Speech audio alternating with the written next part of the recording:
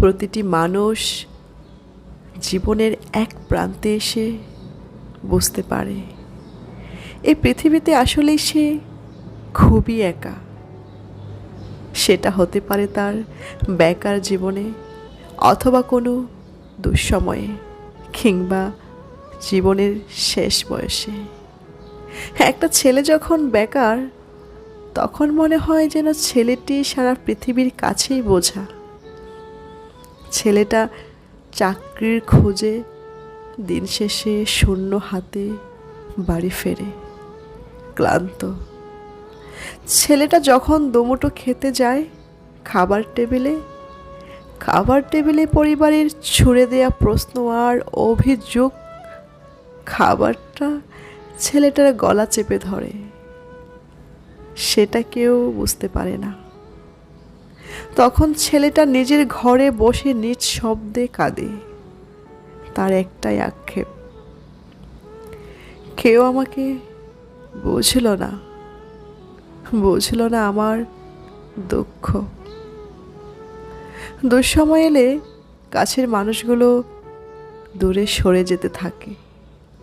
সারা জীবন পাশে থাকার নাম করা মানুষটাই সবার আগে অজুহাত দেখিয়ে চলে যায়। সান্ত্বনা দেবার মতো বা কাঁধে হাত রাখার মতো কেউ তখন পাশে থাকে না। জীবনের খারাপ সময়গুলোতেই আপন মানুষ চেনা যায়, বোঝা যায় আসলে দুঃসময় কেউ পাশে থাকে না। আপন মানুষগুলোই সবার আগে পর হয়ে যায়। বৃদ্ধ বয়সে প্রায় অধিকাংশ মানুষের একটি আক্ষেপ থাকে, মন খুলে কথা বলার একজন মানুষ নেই, নিজের মতো করে বোঝার মতো একটা মানুষ নেই একজন সন্তান কিংবা বন্ধু। কারো কারো সব কিছু থাকার পরেও ওই বয়সী মানুষগুলো ভীষণ রকম একা। তারা ভীষণ ভীষণ ভীষণ রকম একা। সে বয়সে তাকে সঙ্গ দেবার মতো তেমন একটা কেউ থাকে না। যে যার মতো ব্যস্ত তাদের জীবন ও ভবিষ্যৎ নিয়ে। এই মানুষগুলো তার একাকী সময়ে সন্তানদের ছোটবেলার কথা মনে করে আর কাঁদে। যখন সন্তান কথা বলতে পারতো না, তখন তারা তাদের সাথে কথা বলতো, তাদের হাসাতো, তাদের নিয়ে খেলতো।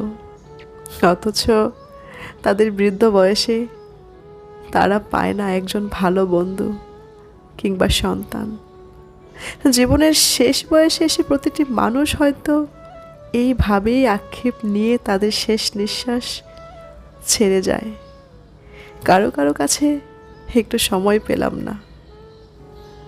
যাদের বুকের মাঝে আগলে বড় করেছি, তাদের কাউকেই শেষ বয়সে কাছে পেলাম না।